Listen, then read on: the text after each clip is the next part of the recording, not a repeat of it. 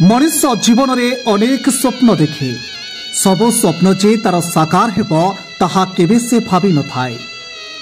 दिन परे राति राति परे दिन गड़ी चली थाए। हठात बाटरे चालू चालू पाद मोर अटकी गला। मु देखिली किछि असहाय गरीब रास्ता कड़े ए काठुआ शीत वर्षा काकरे पड़ी जीवन बिताउछंती। मन मोर बहुत व्याकुल हेला। मु भाविली से रास्ता दे अनेक लोक यातायात करुथांती हेले एमानक उपरे काहारी भी नजर पड़ेनी। सेबेठारु मु एमानक सह समय कटाइबी बोली मनरे स्थिर कली। सेई दिन ठारु मो रमेश जेना चैरिटेबल ट्रस्ट माध्यम रे असहाय गरीब लोकमानकु किछि मात्रा रे साहाय्यर हाथ बढ़ाइली। आज खबर पाई कंपगड़े थिबा वरिष्ठ नागरिक निवास रे पहुंची निवास रे रहउथिबा अंतेवासी मानकु स मिसी मोर स्मृति और अनुभूति साउंटी भावविहल होइगली। सांगरे आनिथिबा वस्त्र कंबल और मिष्टान तांकु देई कहिली, मौसा मौसी आजि ठारु मो तुमर गोटिए झियो। आपण मानक सुख दुख रे मुह पहुंचीबी। ए कथा सुनी अंतेवासी माने ठाकुर को डाकी कले, माँ तोर मंगल हेउ, भगवान तोते भलरे रखंतु। से आउ केही नुहंती, से हेउछंती रमेश जेना चैरिटेबल ट्रस्ट अध्यक्ष विश्वजीत जेना।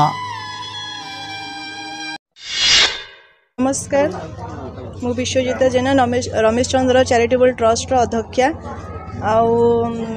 किछि वर्षरु आमर एटा गोटे रही योजना चैरिटेबल ट्रस्ट केमिति बहुत असुविधाकारी लोक मानु जो मानु को साहाय्य मिली पारु जो माने चाहूचंती तांको हमें साहाय्य किछि भाबरे प्रदान करि पारु। आउ एहा ही हमर लक्ष्य आउ एहा ही हमर माने म आशीर्वाद कामना करूची महाप्रभु जगन्नाथ पाखे। आउ ए ट्रस्ट टी खूब आगु को जाऊ आउ लोक मानकर पाई कि एटा साहाय्यकारी हो। ट्रस्ट कार्यक्रम सब कोन रही विशेष तो एपर्यंत किछि ये हेनी चली गोटे प्रकार छोट मोट आयोजन छोट मोट ये करिकिना आमे धीरे धीरे आगु को जीवा को चेष्टा करूछु।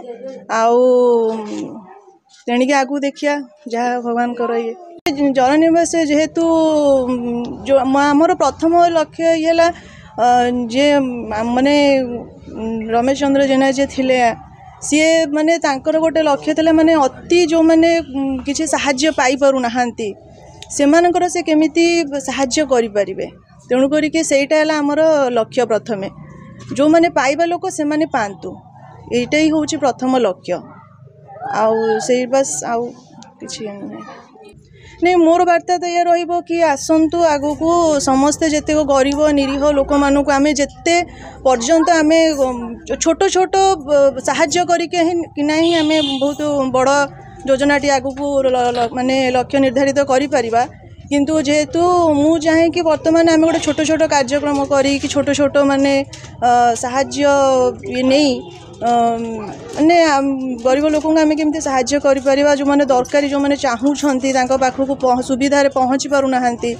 एमिति अच्छी बहुत लोक चाहूछंती किंतु गोटे करि पारनांती। किंतु मु चाहे सेटा से करंतु एई भलिया छोट छोट आम समस्ते चाहिबा भी माने किछि किछि छोट छोट अवदान देकिना भी आम करि परिबा एटा बड़ कथा नुहे। समस्ते तांको साहाय्यर हाथ बढ़ेबे।